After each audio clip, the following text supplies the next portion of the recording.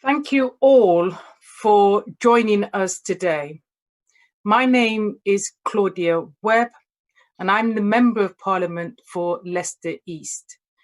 I'm, of course, delighted, and it's a pleasure to chair this necessary session today with an inspiring range of speakers. You know, the US government has been determined, as we know, to indict Julian Assange and WikiLeaks since at least 2010, when the group published hundreds of thousands of war logs and diplomatic cables revealing numerous war crimes and other acts of corruption by the US, the UK, and other governments around the world. The remaining 3 weeks of the Julian Assange extradition hearing are due to start on the 7th of September, and it's anticipated to last those 3 weeks. Julian Assange is charged by the Trump government with publishing the Afghan and Iraq war logs, for which he could face 175 years in jail. The human rights implications of this case are severe. Julian Assange lawyers have experienced a considerable amount of difficulty communicating with their client. We know this. The UN working group on arbitrary detention issued a statement saying that the right of Mr. Assange to personal liberty should actually be restored. Massimo Moratti of the Amnesty International has publicly stated that were Julian Assange to be extradited or subjected to any other transfer to the USA, Britain would be in breach of its obligations under international law.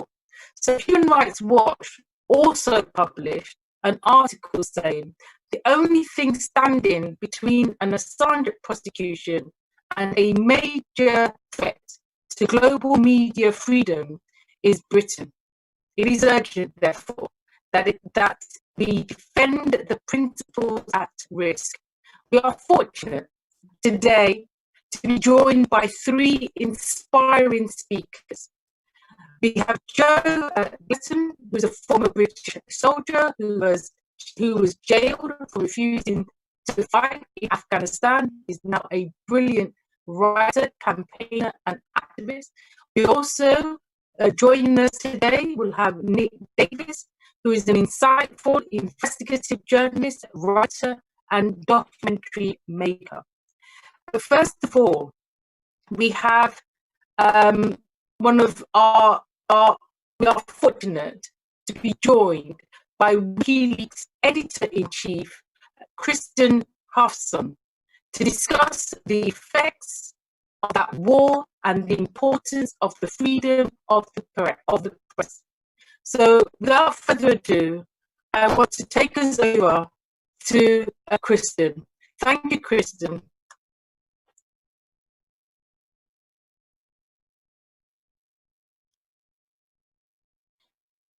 Thank you, Claudia. We are now, of course, remembering that 10 years ago today, on July 25th, 2010, WikiLeaks released the Afghan War Diary, the war logs from Afghanistan, which was, of course, an historic leak.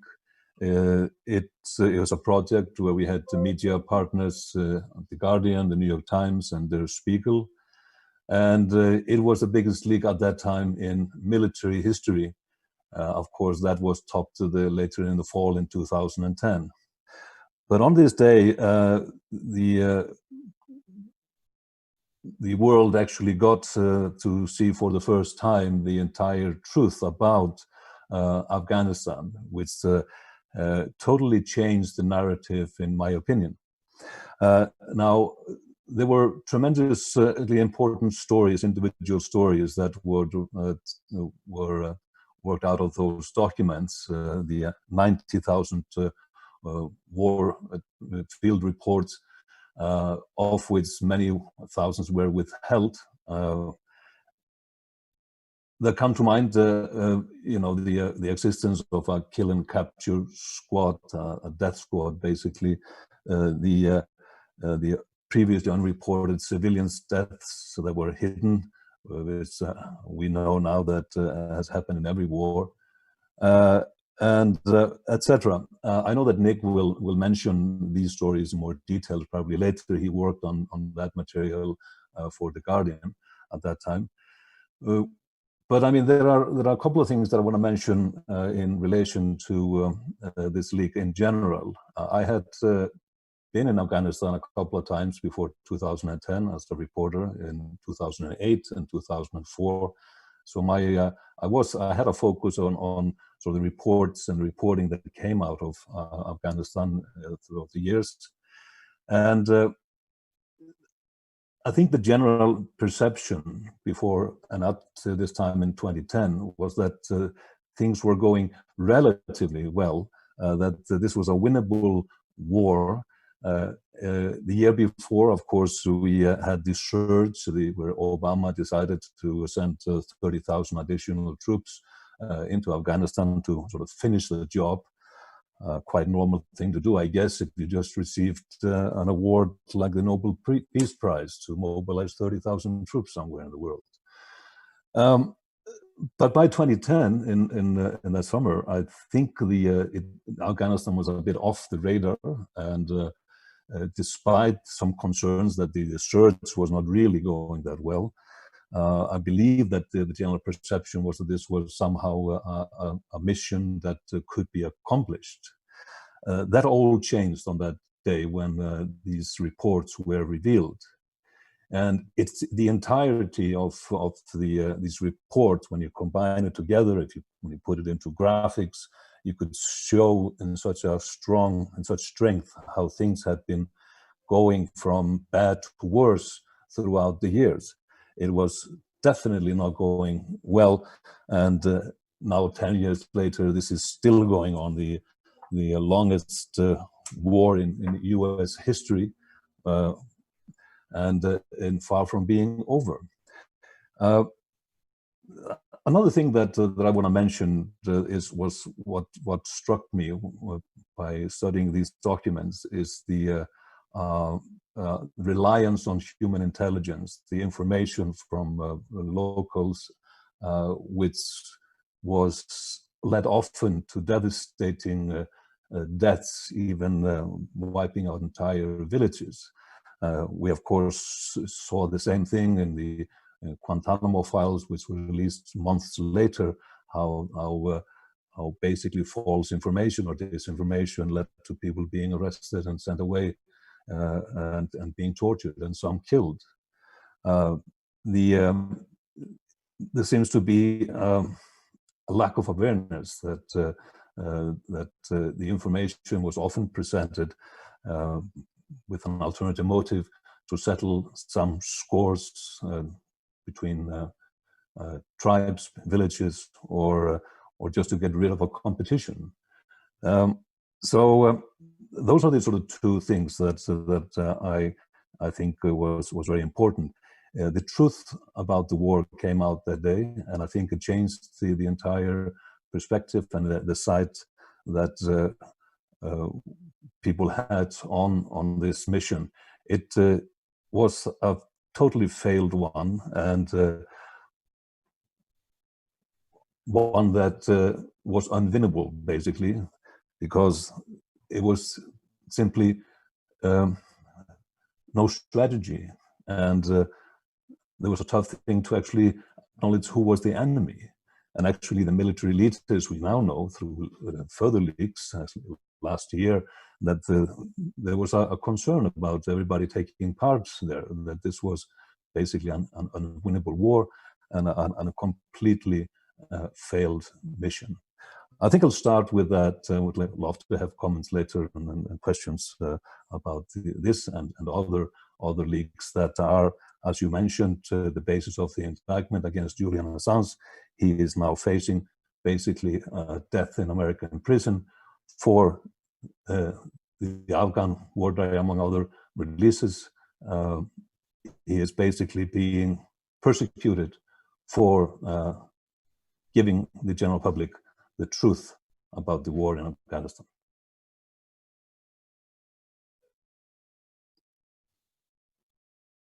So thank you so much, Kristinn, for that opening and for presenting the basis of why we are here really today. We now are going to move to hear from an outstanding investigative journalist, writer and documentary maker. Over to you, Nick Davies. can you hear me? Will you wave if you can hear me? Good. Okay, I worked very closely with Julian throughout this period of investigating the Afghan war logs. The most important single thing to say is that the Trump administration's attempt to extradite and prosecute Julian is an intellectually corrupt, politically motivated abuse of criminal justice systems. And there is nothing good about it. I want to back that up by making two other statements.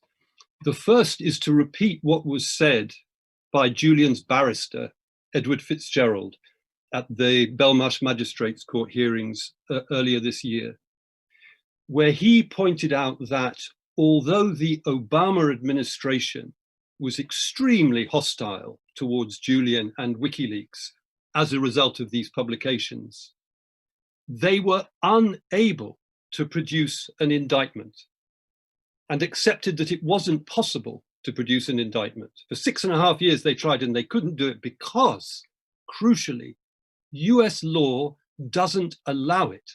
Specifically, we're talking about the Espionage Act, which has been on the US statute book for more than 100 years. It has never been used against journalists.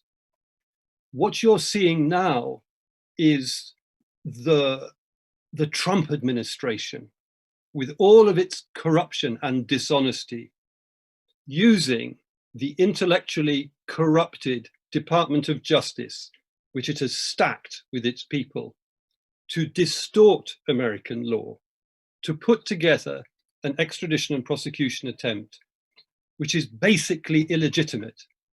And the fact that the Obama administration, in spite of all its anger, couldn't bring itself to do it is bedrock here. Don't lose sight of it. This is not a legal attack. This is a political attack that is distorting law. Okay, so that's my first thing.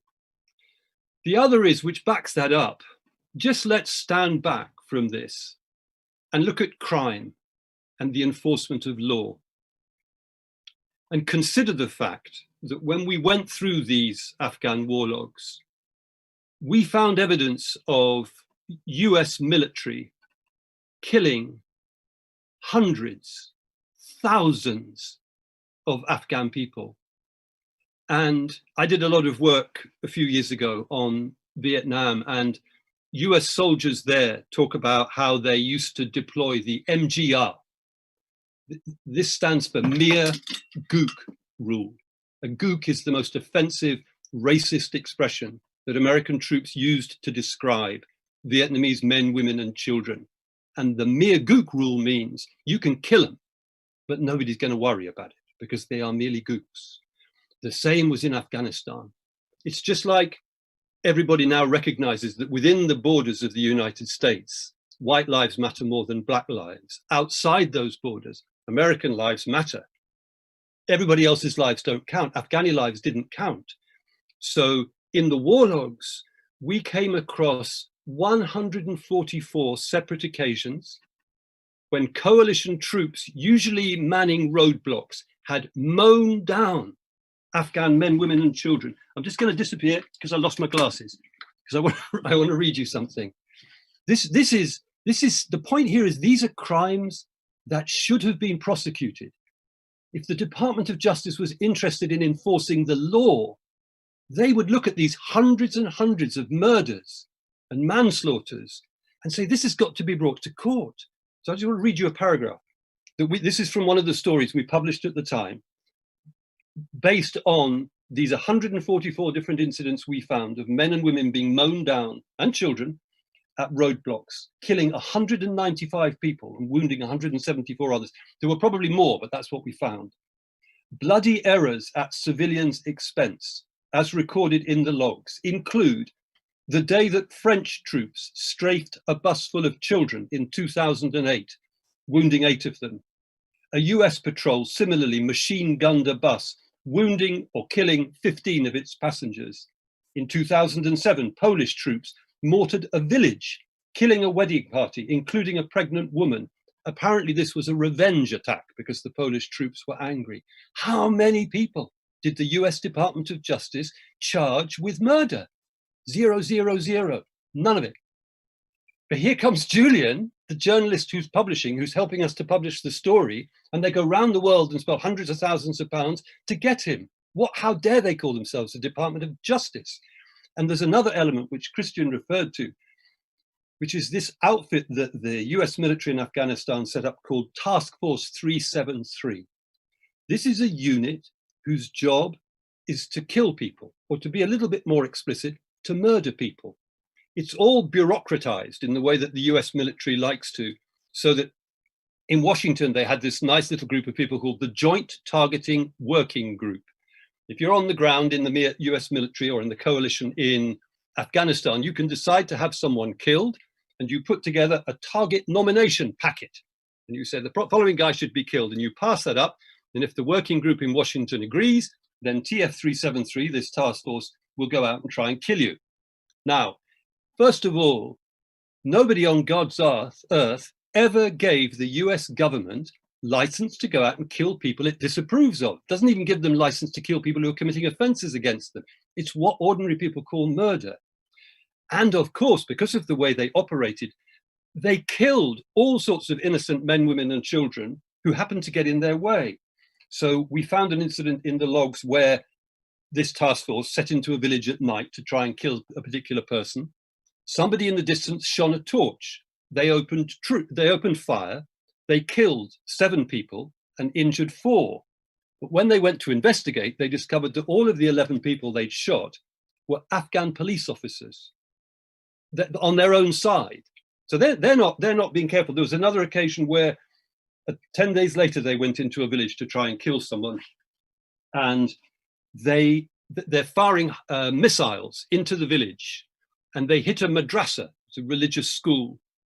And when they get to the rubble, they found they've killed 7 people. All of them are children. One of them was still alive with its mouth full of dust, and they cleared out the dust from its mouth, and 20 minutes later it died. It has killed 7 children. Nobody gets prosecuted. I just want to read you about one other attack where they went into a village very near where they killed the 7 children. And they believe there are Taliban active in the village. This Task Force 373 goes in to kill them, and they call in air cover, and they drop these enormous 500-pound bombs on the village. The end result of this was 2 teenaged girls and a 10-year-old boy wounded. 1 girl killed, 1 woman killed, 4 civilian men killed, 1 donkey killed, 1 dog killed, several chicken killed. No enemy killed, no enemy wounded, no enemy detained. You just pause for a moment and imagine if a foreign army came to US territorial soil and did that. The uproar, the demand for law and order and justice and punishment, and they had utter impunity. And over again, with all of these cases I'm describing, whether it's shooting civilians at roadblocks or this murder squad, TF373, these incidents were either kept secret or they were the subject of press releases which were put out, which were utterly misleading. And therefore, we needed Chelsea Manning and Julian Assange and these media organizations to expose crimes being committed by the most powerful government in the world. And in all of this, the key point is that you're talking here about several thousand killings that should have been prosecuted as first-degree murder, second-degree murder, whatever you want to call it. None of them was. And yet they twist the mechanisms of criminal justice to try to come over after the person who made it possible to tell the truth about them. It is outrageous. That's it.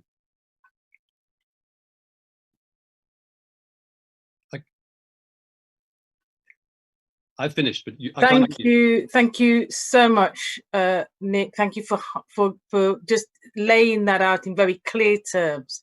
the case that you set out so well. And you know, we need to really understand the points that you have diligently pointed out, because these are the basis for what we are dealing with now.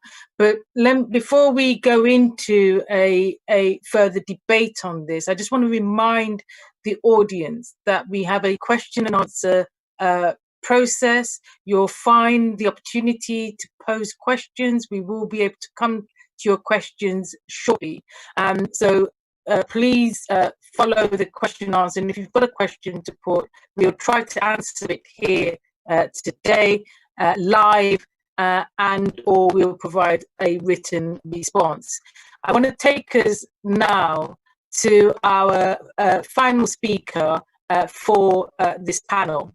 And our final speaker, just before we come to the question and answer session, is, as I've indicated, a former British soldier who was jailed for refusing to fight in Afghanistan, who is now a brilliant writer, campaigner, and activist. Over to you, Joe Glenton. Thank you very much, and thank you for having me on. It's great to be on a panel of such admirable people. I was going to add, it's nearly 10 years to the day actually that I got out of jail, and since then, because of my taste in unappreciated and underpaid jobs, I've been a journalist for the most part. So I was back in Afghanistan in earlier this year. I made 2 films this year which yet to come out, one about Julian Assange and media freedom, and one about Afghanistan. And I assure you, just going off what Nick said, that the dirty war in Afghanistan, which is one of the things which is exposed in these logs, is still underway, only now it has an Afghan face. There are CIA funded militias doing the same job, and we met some of the families of the victims, including a young boy in a very tragic story who was killed near Jalalabad earlier this year. So that's very, very much still the case. But I should speak as a veteran, because that's the capacity that I'm here as. And I suppose as a veteran, I have this conversation with other veterans and people who are still serving. The WikiLeaks Afghan war logs, which came at maybe the peak of the Afghan war, showed us, it really highlighted the fact that the public at home didn't know what was going on. And it made public a version of the war which was familiar to us, but in a much broader way. It wasn't just the atomized experiences that we were trying to patch together of being a soldier for 6 months here. It wasn't just the individual thing, but it laid out the whole kind of breadth and nature and tempo of the occupation. And particularly for those of us who resisted it, and there were many, it showed that we were right to say that civilian casualties were high, which is often denied by the British government. We were right to say that there was a dirty war, a covert war underway, which very often departed from international law. And we were right to say that the insurgency there, when you look at the pattern of bombings, escalated because of our presence. Our presence became a lightning rod for the insurgency and reinvigorated the Taliban and the insurgency, who had for the large part left before we entered in 2006. And I was in one of the first units off the plane in what we might call the second phase of the Afghan war after it died down and the focus was on Iraq for a number of years. And it showed us that the public at home were misinformed. It was a very jarring experience to come home and try to explain to people what was happening, and all they had was the official narrative, if you like, which was generally, in many cases, MOD press statements which were just recycled about what was going on. In Afghanistan, it proved that we were right. And I can remember being a young soldier, drones going up and down the airfield, and my corporal saying, "You can't see that; it's not there." But of course, there was an expansion of the drone program, and so we were right. We were right to worry about that. It showed us patterns of shootings by British soldiers as well, particularly with reference to Nick's article, which I reread earlier in Kabul and Helmand, particularly one by Royal Marines. And it showed us that civilian casualties were being brushed under the carpet. And it also showed us, and this is key, I think, for people who are in the military and who've served in it, who came back, in many cases, very embittered by the experience, that we were thrown into an unwinnable war with poor strategy, and it was deeply under-resourced by the Americans and by the British. And these are the kind of vital kind of details which were emerging. And it's also important that these logs, in the case of people who resisted during their military service after me, they gave soldiers the information they need, and sailors and airmen, to resist. There's a very important case in the UK of Mike Lyons, who was a medic due to deploy, who who resisted on the basis, in part, of what the war log said about what he would be expected to do, and he was shocked and resisted, and ended up in jail about a year after me for the same reasons. But very, very, very noble stand there. And it allowed us, I suppose, on a more personal note, it allowed us that we could go and look at incidents, including incidents where people we knew were killed and injured, and we could assess those without the filter of the chain of command, or without, beyond just the MOD press release, another soldier has died, and the CO statement that he was a good lad. So it allowed us to look at those events without that kind of establishment filter on them. And I think for many of us that was very important. It was certainly the case for me and many others who lost friends there. I've again and again encountered and I think it's always important to address it. They're not journalists. Manning wasn't really a whistleblower, and Assange isn't really a journalist. And I often, when I came out of the military and prison and started to become a journalist, I was studying international relations. I picked up, as young journalists do, Randall's book, The Universal Journalist, and I was just revisiting today some of his tenets, his key tenets of journalism. And I won't go through them all, but just to take the top four. The role of a journalist is to discover and publish information that replaces rumour and speculation. Absolutely the case. Afghanistan and WikiLeaks did that. To resist or evade government controls. To inform and to empower voters. To subvert those in authority who rely on the lack of public information. They tick every box. I want to try and bury, I'm sure it won't be buried just with my statement here, but try and bury this idea that these are not somehow proper journalists. It's not a proper publisher. It absolutely is. And I think some of the antagonism towards them is that in many cases, particularly from some people in the media, they were doing journalist jobs for them. Proper journalists, if you know what I mean, as some people tend to view themselves. But I'd also like to take a moment to I think the only soldier who came out of Iraq and Afghanistan covered in glory was Manning, and it's certainly a personal hero of mine as someone in uniform. Sometimes it's lost that this was a person who signed up to serve in good faith. And when you look at the politics of Manning and Assange, and they're often framed as some kind of rabid anarchists, and not. I know lots of anarchists, and some of them are very dear to me.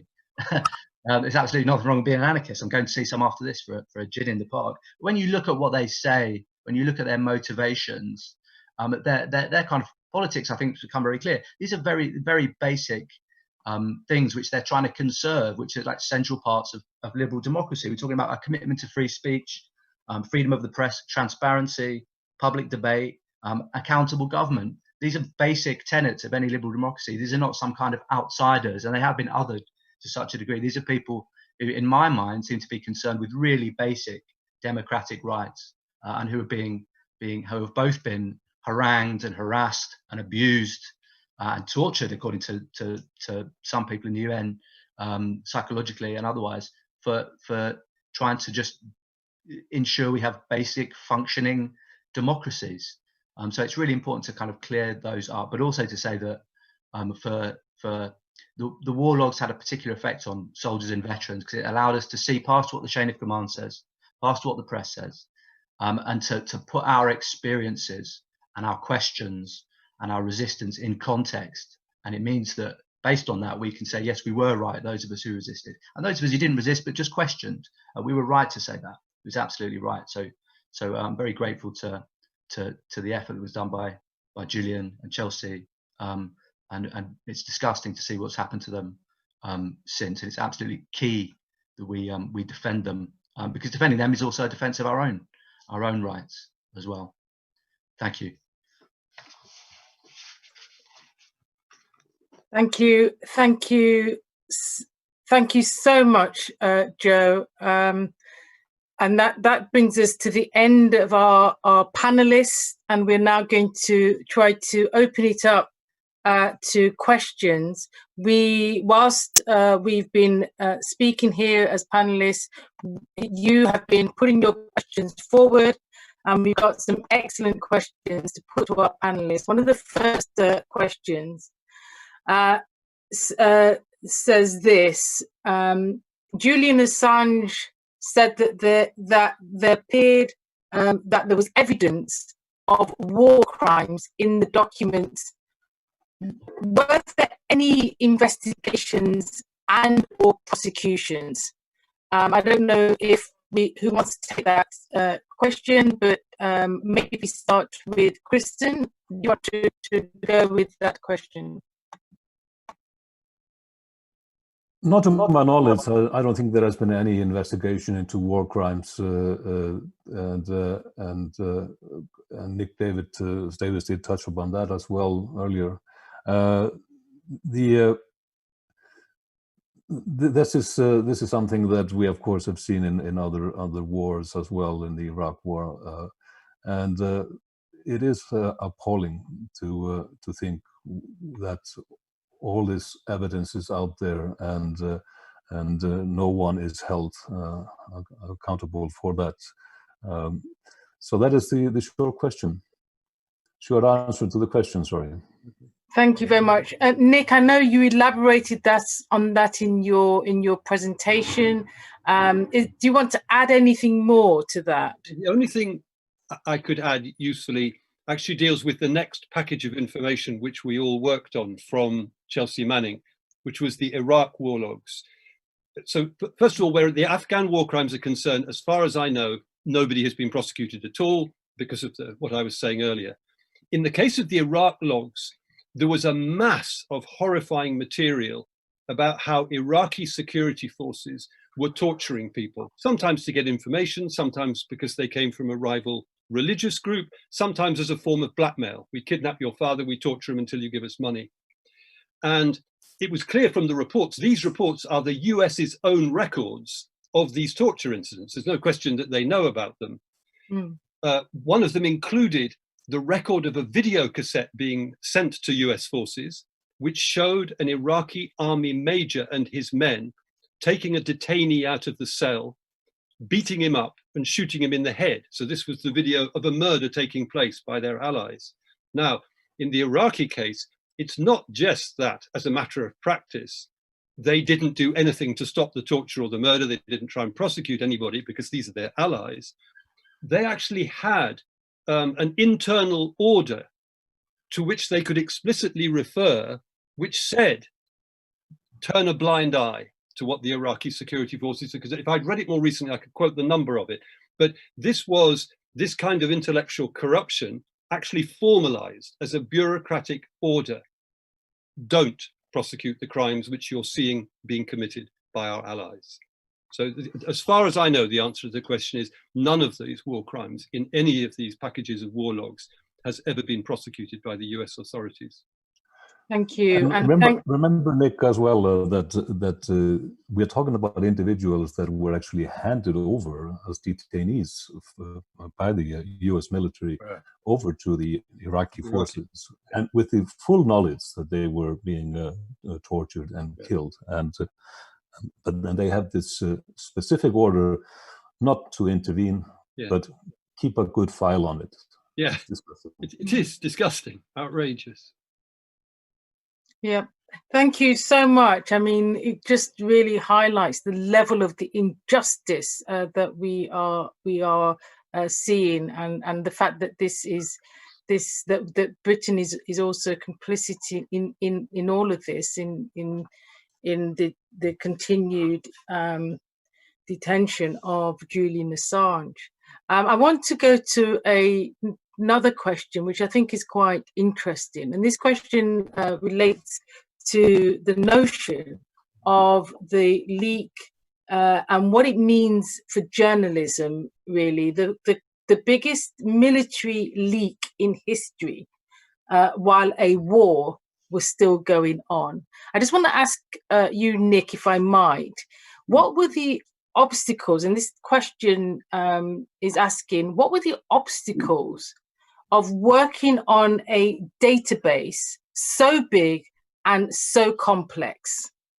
Okay. And then if I can then go straight over to Joe. Joe, this one's for you. What was your experience being a conscientious objector at the time? So first Nick, and then straight over to Joe. Okay, well, the two prime difficulties we dealt with. First, legal. If you're operating in the United Kingdom, you're operating in a very hostile legal context. And all the time working on this, we're aware that if the US Embassy knows too much about what we're up to, they go to court, they mumble the two magic words national security, and the judge will impose an order that will prevent us publishing. And if we defy that order, we're in contempt of court. There's no limit to the punishment that they can produce. They could fine us, say, £1 million a day and bankrupt the newspaper. So the whole thing is difficult to work on, because you're trying to check information at the same time as you're trying to keep it secret. So every time you approach someone, say, look, we're looking at this, do you think it's true? You're running the risk, you're putting the thing in jeopardy. So there was that awkward balance. But more fundamental was just the logistical fact that, as the questioner suggests, this was a huge database. And really, when you approach it, I mean, this is a grid, right? So there's just dates, incident numbers, location, number killed, number injured, one-line summary. It's a mess. So what you're doing is word searching it, and you're using the most powerful tool, I always say, that reporters have, which is your imagination. You're constantly, as a reporter, trying to guess what the truth might be, and then you're going out to check it. So you might try with a word like detainee or prisoner, and you might then get one reference, and then you can see the kind of internal jargon or code words that the US military are using. So, for example, with the Task Force 373 who are going out killing people, if you start searching words like assassination and murder, you're not going to get anywhere, because the American military use these strange verbal strangulated ways of describing things. So they don't talk about killing people. They called it a personalized effect, a prioritized effect. That's their language for killing someone. So once we found that the language prioritized effect meant murdering people, you can search that. And they had this JPEL, Joint Prioritized Effect list, which was a list of more than 2,000 people they were setting out to kill. So it's about that. You use your imagination to guess what's there. You try and find keywords. You understand their language. And then you can break through and put fragments together and see a story. I hope that made sense. That was brilliant. Joe? Yes. I think it's interesting in this country when we talk about conscientious objection, because we always tend to think about it through the prism of World War I.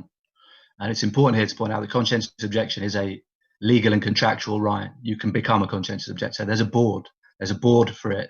It doesn't necessarily mean that if you get to the board, as happened with in the case of someone I know, you will be accepted, but you are allowed to do it. My experience of it was that to be honest, most people in the military, my chain of command didn't really know what to do when I tried to object. I guess it doesn't happen that often. I mean, there are lists. There's been some work done, FOIs on lists, numbers of people who did it over Iraq and Afghanistan, but I believe it's still relatively low. So there's a lot of the context of the term is kind of mythologized, and also people don't generally know. And when I moved for conscientious objection, as it were, they should have obviously passed me up chain of command and done that. But in terms of, I suppose you think about it in different ways, in terms of reaction from other people, a lot of people in the military were kind of on side. They were like, well, I'm not going to do that, but you are right. Afghan and Iraq were deeply dubious operations. So it's a strange thing. I do think the burden of hindsight, though, if I, as the 10 years have passed, if I had my time again, I don't know if I really conceive of myself as a conscientious objector. Really, that was kind of the label that was applied. But to be honest, when you look at movements within the military which have ended wars, such as in Vietnam, my time would probably have been better spent organizing other soldiers and sailors and airmen to the degree that I could, rather than just individualized objection. So I think I don't know if that term fully applies to me in maybe the way it's traditionally meant. Thank you for that honest reflection there. Really, so important. In terms of some other interesting questions, we've got a question about I'm not sure whether to put this question, but I'll put it anyway. But there's a question here from Deepa, who asks, what can be done to hold judges and the CPS to account for misconduct in public office? I think that's a much more wider question. But if we can narrow it down to the issue of Assange, I don't know if Kristinn, you want to have a go at answering that question from the perspective of Assange. You were breaking up a little bit, but I'm not certain I got the question. But it was about how we can hold the CPS accountable for work their action against Julian. Is it my Is it my signal? But yes, it's about how to hold the judges and CPS to account. Well, I mean, that's I'm not a citizen of the UK, so I'm not sure what avenues can be taken there. But it is, of course, something that has come to our knowledge through freedom of information requests by, for example, the excellent journalists from Italy, Stefania Morici. It came to light that actually throughout the years when Julian was in the Ecuadorian embassy, the CPS was not just in the service of the Swedish prosecution at the time. It was basically in the driver's seat, and they were urging the Swedes to continue, even though they had wanted to drop the case at the time in I think 2013. The officials at the Crown Prosecution Service were telling the Swedes not to drop the case, not to travel to London to interview Julian. And there were quotes there in emails like, "Don't dare to get cold feet on us." So it was quite remarkable that this was going on, and it hasn't been investigated, it hasn't been explained. Maybe the new leader of the Labour Party could shed some light on it, because he was the head of the CPS at the time when this was happening. So, but on a wider scale, I mean, this will have very serious implication, of course, if Julian is extradited. It just cannot happen. It will have a very serious implication of the future of journalism worldwide on so many fronts. There is one thing that people are probably not aware of, is that the judges in London will have to decide that in order to extradite Julian, this will have to have been a violation of UK law. The same thing, that there has to be a parity in that, which basically means that there has to be an interpretation of the Official Secrets Act in the manner that journalists can be arrested for violating the Official Secrets Act if they receive classified information, receive and publish. So there's a lot at stake here, which that needs to be probed, and it's often quite overlooked in the media in the UK. Thank you so much. Thanks for having a brilliant go at that question. I've got another question, if I might put this one to Nick, and maybe if you had something to say about the last question as well, you could cover it here as well. But the question I want to put to you is whether you could confirm if you think that there is a D notice on Assange which is preventing discussion of the case in the wider media, and the question is really asking, can we open up a discussion of a D notice being used to cover up crimes? So Nick, I don't know if you can have a go at that, and maybe just for the wider audience also just explain the notion of the D notice as well. Okay. In the UK, there is a system where there is a D notice committee, which tends to be composed of retired senior military personnel and some senior serving journalists. And it's often misunderstood, actually. This committee doesn't have any power. It can't say to a newspaper, you are not allowed to publish the following story. It's just an advisory system. And every so often they'll issue a D notice and say, oh, let's say, for example, our nuclear submarines are patrolling in such and such an area. We'd be pleased if you didn't mention the precise location. And then newspapers can go along with that or ignore it. It tends to get exaggerated in people's minds because it sounds like a censorship system. Actually, it isn't. I spent 40 years as a reporter, and I focused quite often on exposing the activity of intelligence agencies, UK or US, and I never ever came across a D notice. So that's not what's at play here. I just wanted to kind of link up with what Kristinn was saying and just attack a central part of what's happening, which is the indictment itself. Going back to what I was saying at the beginning, the Obama administration couldn't put together an indictment because Julian's a journalist. So what the Trump people have done is to say, Julian isn't a journalist, therefore he is exposed to the Espionage Act and other law. And then what they've done is to accuse him of doing things which all journalists do all day long. So they've accused him of soliciting information which is secret. Any decent journalist tries to solicit, tries to persuade civil servants, police officers, intelligence officers, military personnel to talk so that we can find out what's going on behind the screen of secrecy. It's standard.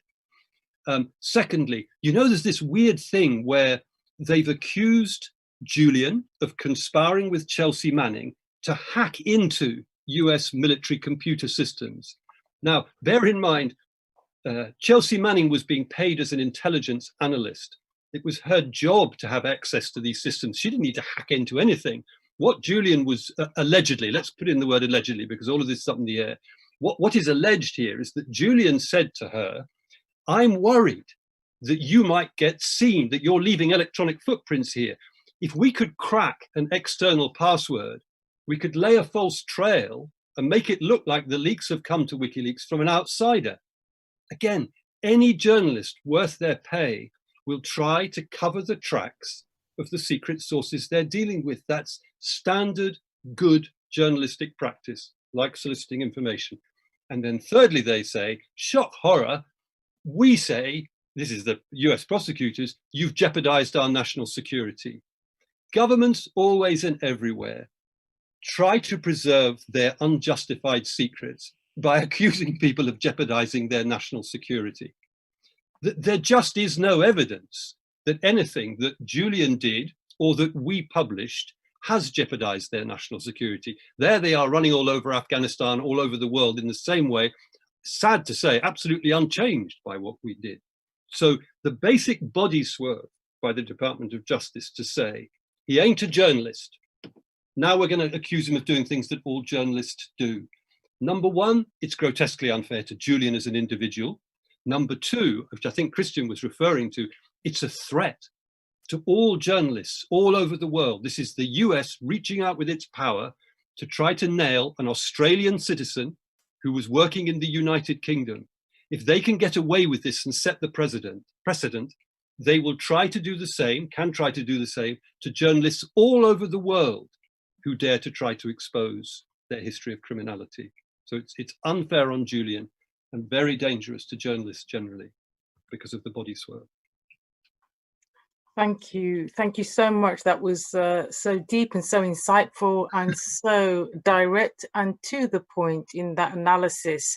And it's what we all really need to understand in terms of the context of this case. So thank you so much, Nick, for outlining that in great detail.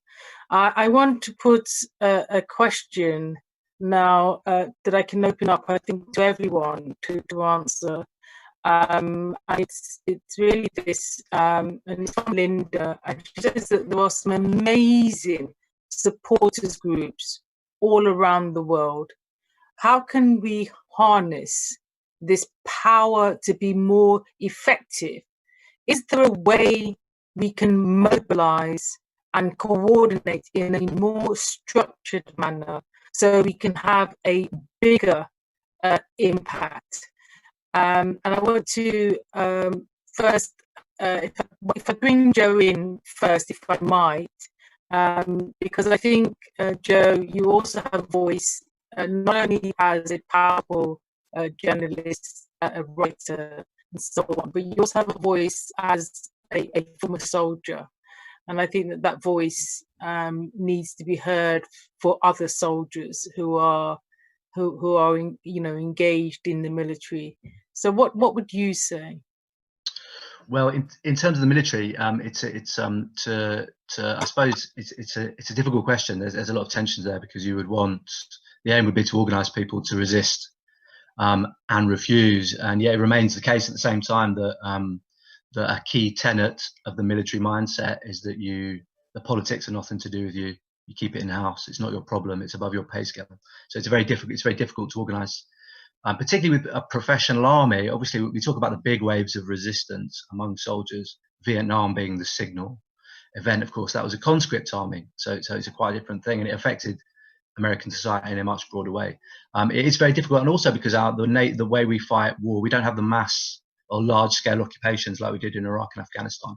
Now, our military operations have been pared back to what some people call remote warfare: drones, special forces, militias, proxies, cyber, and so on. So it's a question which keeps me up at night. How do you organise soldiers? A key way to do that is to organise among veterans, and as I said before, a lot of veterans, not all, there's as wide a range of politics among veterans as in any other part of society, but a lot of people are deeply embittered by Iraq, deeply embittered by Afghanistan. There's another generation that are deeply embittered by Northern Ireland, and they're deeply embittered with the political system, like everyone else. So it's a route to talk to current personnel is maybe through former personnel, and there are all kinds of organisations in the States and here. Some of them are anti-war veterans organisations. Some of them are like more, I suppose, obviously left veterans organisations. But there is stuff, and I find in most of them, when we're going to talk about this particular case, Assange and Manning, who is of course a veteran, figure highly in their politics and their plans and their discussions about what they do.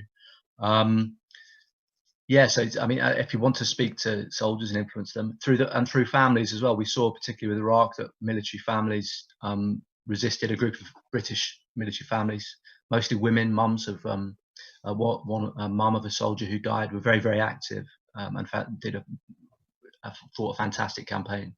And families, spouses, mothers, kids of soldiers have a particular power.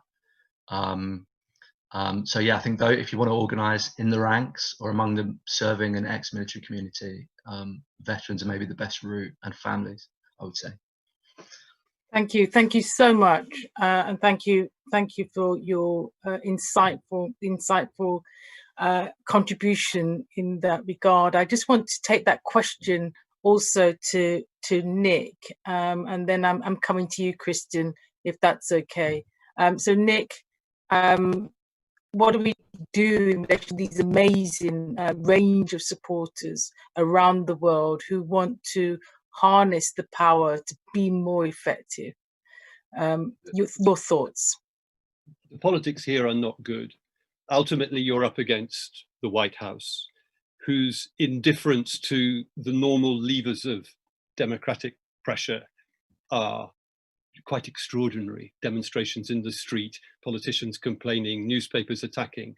Trump doesn't care. He doesn't respond in the way that standard democratic politics do. He might lose the election in November, but President Joe Biden is not going to do Julian any favors because of the Trump email disclosures and the damage they're perceived to have done to Hillary Clinton. Joe Biden comes out of the Clinton camp.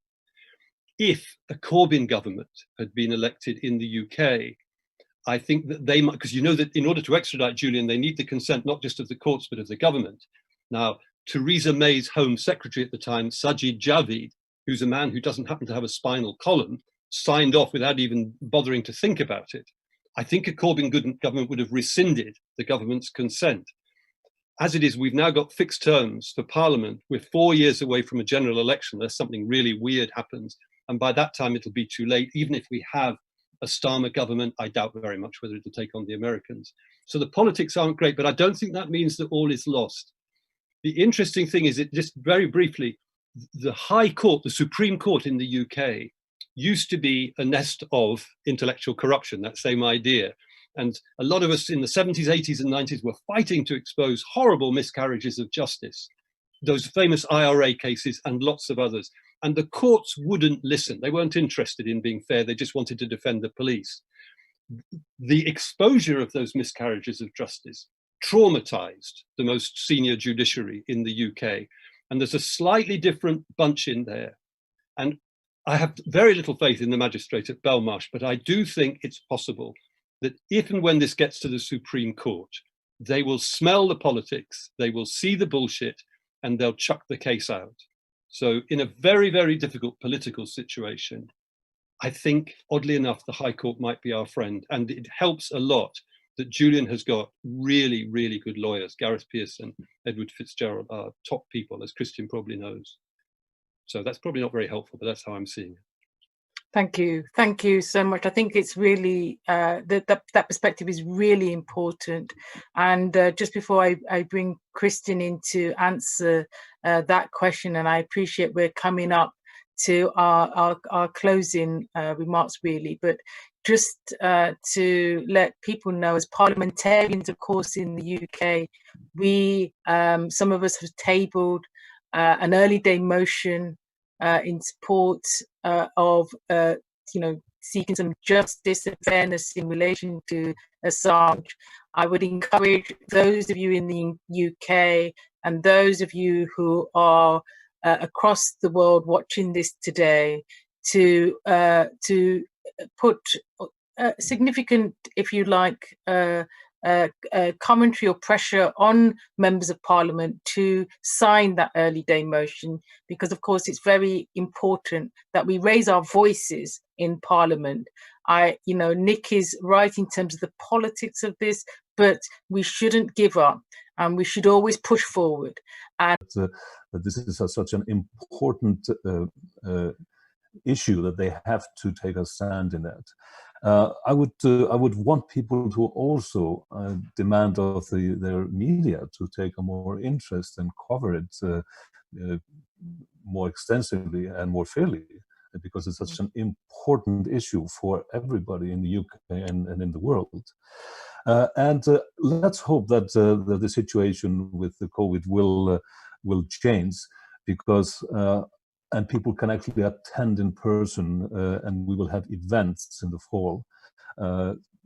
Make your way to outside Old Bailey on September 7th, if it will be allowed to gather at that point.